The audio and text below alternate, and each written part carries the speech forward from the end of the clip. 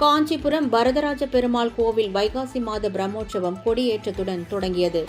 உலக பிரசித்தி பெற்ற அத்திவரதர் கோவில் என அழைக்கப்படும் காஞ்சிபுரம் வரதராஜ பெருமாள் திருக்கோவிலில் வைகாசி மாத பிரம்மோற்சவம் கொடியேற்றத்துடன் இன்று காலை தொடங்கியது.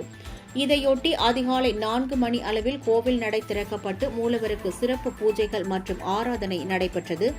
இதனைத் தொடர்ந்து பூதேவி ஸ்ரீதேவி உடனாகிய வரதராஜ பெருமாள் கொடிமரத்திற்கு அருகே எழுந்தருளி பக்தர்களுக்கு காட்சியளித்தார்.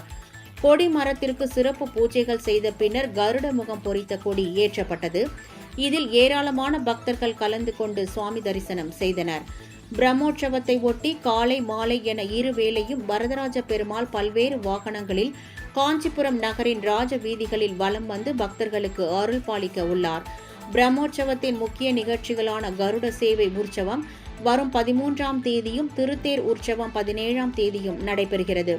மே மாதம் 19ஆம் தேதி தீர்த்தவாரியுடன் பிரம்மோற்சவம் நிறைவு பெறுகிறது.